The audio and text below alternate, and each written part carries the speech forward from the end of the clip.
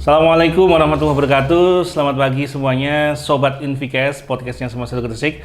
Pada kesempatan kali ini kita akan ada sesi interview santai, podcast santai bersama Ketua Ikatan Pelajar Muhammadiyah, Pimpinan Ranting SMA Muda Satu Gresik yang baru saja tadi pagi dilantik, ya. Dan kita akan banyak ngobrol dengan Mas Robi, ya. Panggilannya Mas Robi. Kita akan coba mengenal jauh mengenai bagaimana sepak terjang Mas Robi ini dalam memimpin Ikatan Pelajar Muhammadiyah sejak dari SMP sampai hari ini dilantik menjadi Ketua IPM di tingkatan yang lebih tinggi, yakni tingkat SMA, ya. Secara usia juga bertambah. Kemudian kita akan juga mencoba mencari tahu sisi lain dari Mas Robi ini, bagaimana peran anak muda, kepemimpinan anak muda Muhammadiyah ini dalam memandang bangsa ini dalam beberapa tahun ke depan, terutama dari sisi peran serta pemuda dalam memimpin bangsa ini dalam kemudian hari. Karena kita mendapatkan kesempatan bonus demografi sehingga anak-anak sekarang yang sekarang usia remaja tentu saja besok akan menjadi pemimpin bangsa ini. Baik, kita akan berkenalan kepada Mas Robi, nama lengkapnya, kemudian profilnya bagaimana. Selamat pagi Mas Robi. Ya, selamat pagi Pak Vicky. Bisa kenalan dulu nih ya. Kan saya kenalnya Robi aja, barangkali kadang-kadang nama panjang itu berbeda dengan nama panggilan. Kalau saya kan biasa dipanggil Mr. Vicky, padahal nama panjangnya nggak ada Vicky-nya sama sekali. Ahmad Akmal Revi dipanggil Vicky, karena memang lebih mudah dipanggil gitu aja. Kalau Mas Robi memang ada Robi Hidayat atau siapa nih? Enggak sih ya, hampir sama juga sama kayak Pak Vicky. Nama panjang kan Ahmad Muhtar Rabbani. Ahmad Muhtar Rabbani, lu kan Roba kan akhirnya ya? Iya. Kenapa jadi Robi, kenapa tuh? Mungkin dari orang tua sendiri biar lebih gampang lah. Lebih gampang dipanggil ya? Iya, Oke, berarti itu sejak kecil dari keluarga atau memang SD SMP baru muncul nama panggilan itu? Sejak kecil dipanggil seperti itu. Oke.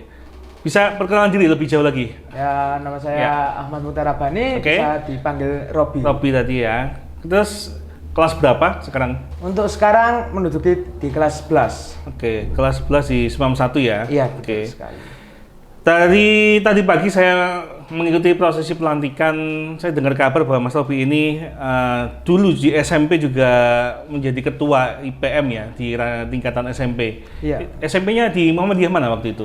Dulu saya itu SMP Muhammadiyah 12 GKB. GKB, terpilih menjadi ketua ya? Ya, ketua juga. Kemudian di SMA jadi ketua lagi? Iya. Lah, ini berarti kan sudah terbukti dan terkenal bahwa Mas Robi ini sisi kepemimpinannya memang sudah famous di mana-mana, sehingga kalau di pemilihan presiden kan 2 periode lah, ini periode SMP terpilih, periode SMA juga terpilih. Kemudian bisa diceritakan nggak ketika di SMP Muhammadiyah 12 GKB dulu itu kan kelas berapa ya? 7 atau 8 kepilihnya? Kelas 8. Kelas 8 ya, berarti sama ya, tengah-tengah ya, kelas 11. Tengah-tengah. Itu waktu itu kenapa sih tertarik terjun ke IPM? Kalaupun teman-teman dari sekolah umum ya, IPM itu Ikatan Pelajar Muhammadiyah. Kalau di sekolah negeri OSIS ya, atau sekolah itu tentang OSIS. Itu kenapa Mas Robi tertarik terjun ke organisasi siswa itu? Untuk tertariknya sendiri kan pertama kali masuk sekolah SMP itu kan ada masa orientasi. Masa orientasi tersebut aku melihat ada kakak-kakak IPM itu. IPM itu apa sih? Kok kelihatannya seru dan asik. Gitu ya. Itulah dari awal tersebut mencoba masuk, mengikuti pendaftaran, mengikuti alurnya, dan ternyata setelah terpilih, terdaftar, ternyata IPM itu asik juga. Gitu ya. Tapi waktu SD-nya juga Muhammadiyah? Iya, SD juga Muhammadiyah. Oke, berarti sudah istilahnya mengenal Muhammadiyah kan sejak dari SD ya? Iya, betul. Ketika masuk SMP, adanya OSIS atau IPM ini berawal dari keinginan pribadi ya, pertama ya? Betul. Terinspirasi dari kakak-kakak yang waktu itu jadi panitia Fortasi. Iya, betul. Jadi ketika itu kelas 7 kan mungkin masih anggota ya? Iya, masih anggota. Jadi apa itu posisinya waktu awal-awal di Awal SMP? itu saya daftar itu masuk di bidang KDI, Kajian Dakwah Islam. Oke. Program apa sih waktu di SPAM Dallas waktu itu? Yang bidang KDI yang sampean programkan waktu itu? Waktu di bidang KDI sendiri untuk SMP itu kita buat kajian mengenai remaja, bagaimana sih kita remaja itu menyikapi dalam sisi Islam seperti gitu itu. Ya. Jadi semacam seminar gitu, mengundang bintang tamu, ustadz begitu ya. Betul. Dan nanti teman-teman lainnya bisa mendengarkan kajian dakwahnya. Ya, betul sekali. Ketika naik ke kelas 8, nah ini kok bisa jadi ketua? Apa memang teman-teman itu percaya sama sampean atau memang apa ya, terkenal lah maksudnya? Harus lebih terpilih kan waktu itu suara banyak ya? Iya, banyak. Ya, berarti kan calon ketua itu kan banyak kan, ada 3 calon, 5 calon. Wah, waktu itu jadi suara terbanyak itu nggak nyangka atau memang sudah diperkirakan sebelumnya? Kalau mungkin bisa dibilang nggak nyangka. Nggak nyangka ya. Nyangka. Kira-kira kenapa kok teman-teman memilih sampean itu waktu itu? Bisa tanya, lapo kok milih aku waktu itu? Pernah nggak tanya? Iseng-iseng gitu? Iya sih pernah tanya. Kenapa alasannya? Kenapa milih aku? Ya mungkin karena di luar IPM aku itu orangnya suka sosialisasi dengan teman-teman, baik itu adik kelas maupun kakak kelas. Nah dari situ mungkin mereka bilang, oh Robi itu orangnya asik ya, orangnya enak ya. Maka mungkin itu juga menjadi salah satu alasan mereka memilih aku. Ketika di SMP Muhammadiyah 12 itu ada nggak program yang sampean lakukan sebagai ketua itu? Belum pernah ada program ini sebelumnya, di periode sebelumnya. Kira-kira hal apa yang masih teringat sekarang? Wah ini keren ini program nih buat teman-teman. Untuk program itu hampir sama, cuma ada gebrakan baru. Nah iya, bisa diceritakan apa itu? Itu di SMP itu ada istilahnya program untuk memperingati ulang tahun SMP. Milad gitu ya? Iya, bisa milad. Itu acaranya namanya Spektrum. Spektrum. Kegiatannya apa itu Spektrum? Untuk merayakan milad SMP, SMP pada saat itu dari tahun-tahun sebelumnya itu pelaksanaan milad itu di dalam sekolah. Di dalam sekolah. Tapi berhubung waktu pas zaman aku jabat, kita mencoba ambil inovasi, kita ngadain milad sekolah tapi di luar sekolah. Oh, di mana? Luar negeri? Bukan. Masih di sekitar Gresik, cuma di luar dari lingkungan sekolah. Di mana waktu itu tepatnya? Waktu itu pelaksanaannya itu di GKB Convex. Di GKB Convex ngundang artis atau ngundang public figure gitu? Kita ngundang itu, ya ngundang dari beberapa instansi lah untuk mengikuti acara itu. Rangkaian kegiatannya apa? Mungkin ada lomba-lomba atau gimana? Ya mungkin pramiladnya itu kita ngadain lomba mewarnai untuk SD, olimpiade, seperti itu. Kemudian banyak ya yang ikut ya? Di GKB Convex yang, yang dekat Spam Dallas itu ya? Iya, betul. Yang open space itu terbuka. Ya. Waktu itu tanggapan dari teman-teman apa Bapak Ibu guru di SMP Muhammadiyah 12 gimana mengenai program yang pertama kali biasanya kan di dalam sekolah. Iya.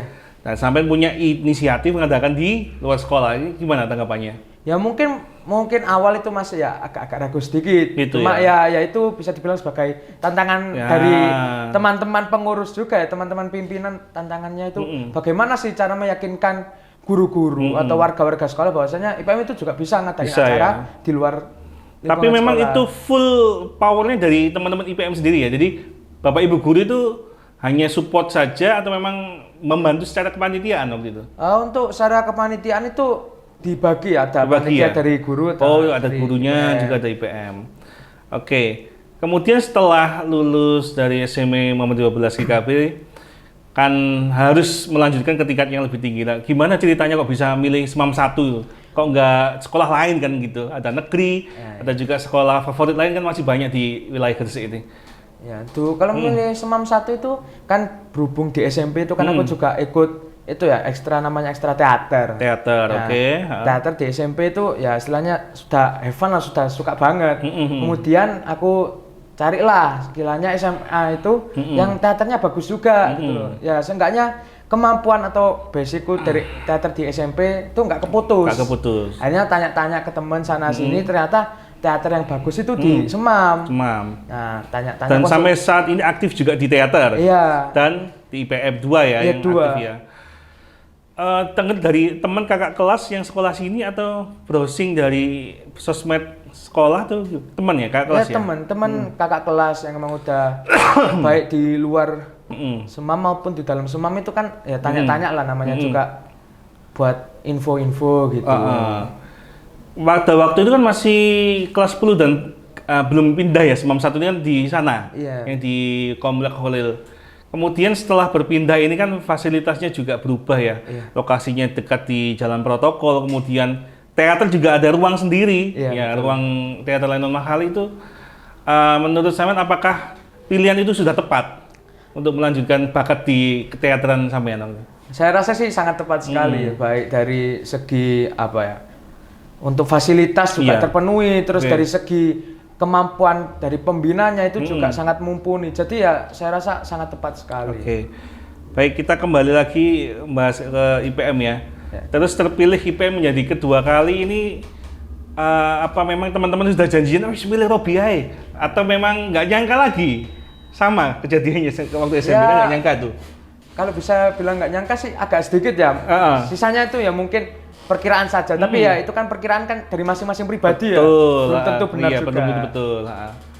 Tapi memang itu ya, sebagai amanah kan, jadi pemimpin juga amanah. Kira-kira hal-hal apa yang menurut sampean akan jadi challenge, karena mungkin ketika SMP itu kan masa pubertas pertama ya, jadi masih mencari jati diri, pertama kali jadi mimpin banyak orang kan mungkin berbeda, udah jadi pengalaman ya. Ketika SMA, pengalaman di SMP itu bisa jadi akan kamu coba terapkan ketika memimpin teman-teman di tingkatan SMA. Nah, kira-kira challenge ke depan yang akan sampean hadapi kira-kira apa? Memimpin teman-teman yang usianya lebih dewasa ini.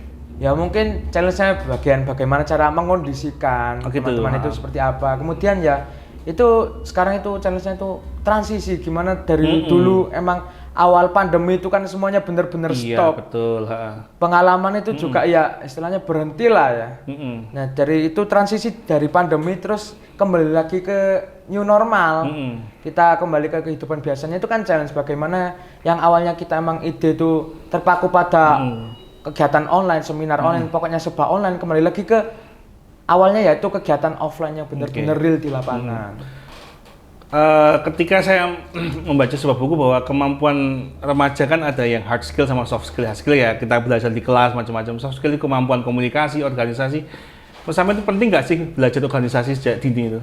Saya rasa sangat perlu dan sangat penting. Apa manfaatnya buat sampean pribadi? Mungkin untuk bisa dibilang di SMA itu mungkin belum terlihat lah. Betul, untuk manfaatnya. Mungkin yang bisa terlihat itu waktu nanti kita kuliah dan juga kerja.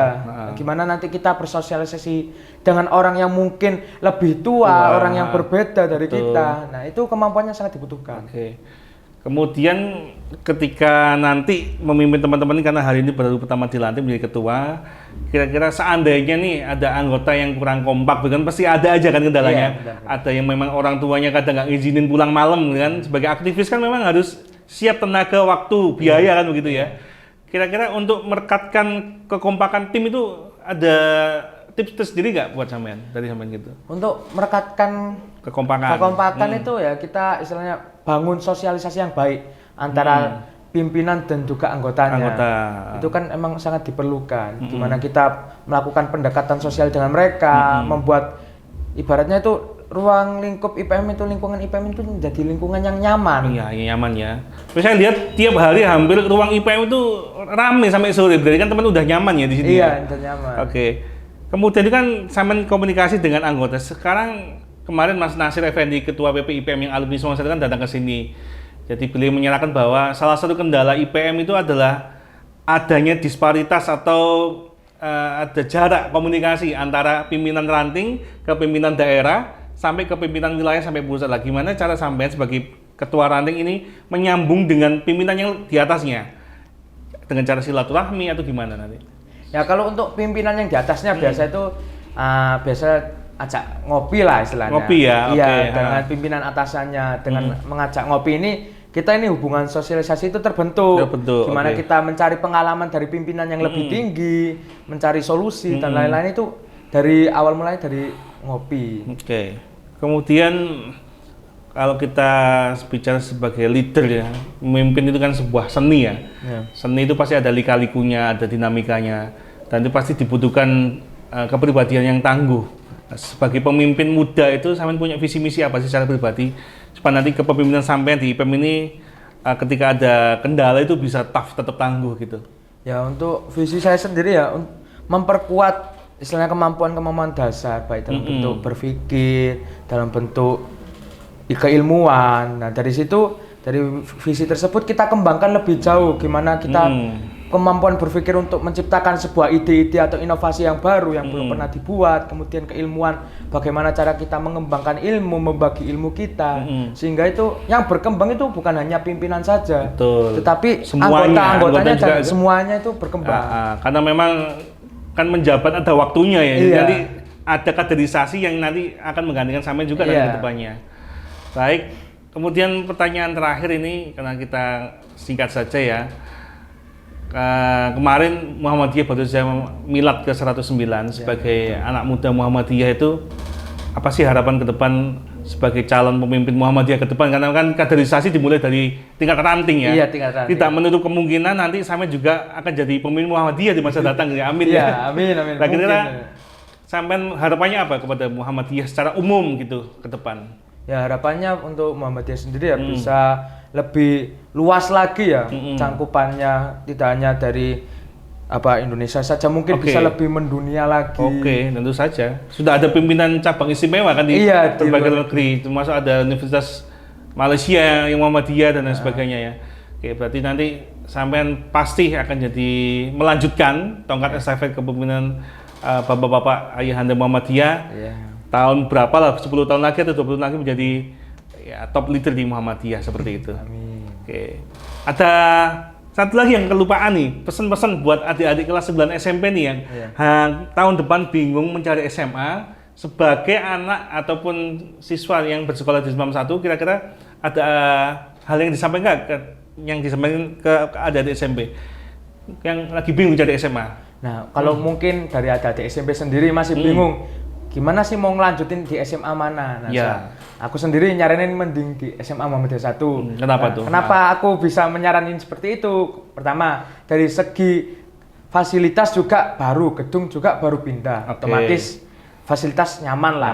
Kemudian yang kedua, kita itu di Semam itu diayomi baik dari kemampuan akademik maupun non akademik. Jadi semuanya itu kemampuanmu, kelebihanmu itu sangat terbantu di sini. Maka dari Semam sendiri juga mengembangkan kemampuanmu untuk menjadi yang lebih baik lagi. Itu. Dan kemudian yang ketiga, organisasinya juga bagus. IPM di Semam 1 sendiri kan memiliki banyak pengalaman, banyak histori lah. Contohnya aja kemarin alumni IPM Semam 1 jadi ketua umum PPIPM. Wah, luar berarti biasa. Itu kan bisa dijadikan bukti gitu bahwasanya IPM SMA Muhammadiyah 1 itu emang nggak kaleng-kaleng, emang bagus. Asli lah ya, nggak tahu ya kemampuannya ya. Iya. Kemudian ini Mas, ya sebelum kita closing ya, tadi sampai menyampaikan bahwa posisi gedung kita di lokasi yang baru, kemudian ada teman saya yang waktu sekolah dulu tanya ke saya, Pak Vicky kan ngajar di Semam, kan pindah nih gedungnya, di sebelah mana? Saya bilang di pinggir jalan raya di Dr. Wahidin Sudrahusodo, kan ada jalan utama kan, jalan nasional.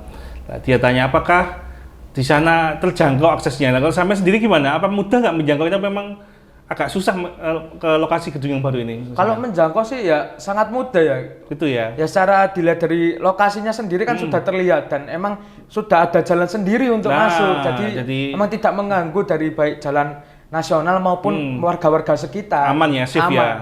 Oke.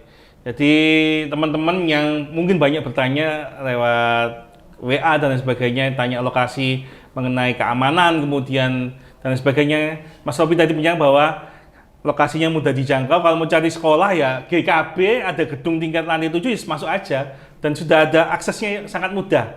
Nah, kan begitu. Jadi yang masih bertanya lokasi, Google Map tersedia. Tanya Pak Gojek, semuanya udah tahu pasti ya. Gitu ya Robi ya. Iya, betul sekali. Baik, terima kasih Mas Robi atas bincang-bincangnya. Sama-sama. Semoga kepemimpinan sampean ini memberikan barokah bagi sampean pribadi dan teman-teman dan juga membawa nama sekolah kan ya. Semua Muhammadiyah menjadi lebih baik ke depan. Ya, amin. Oke, terima kasih. Baik, teman-teman sekalian, kita akhiri podcast kita pada siang hari ini ya. Dan semoga kita dapat bertemu kembali dengan bintang tamu selanjutnya, mungkin dari guru, mungkin dari anak-anak dan sebagainya. Dan yang terakhir, jangan lupa tetap jaga protokol kesehatan karena kita pandemi belum berakhir ya. Semam 1, be the first. Assalamualaikum warahmatullahi wabarakatuh.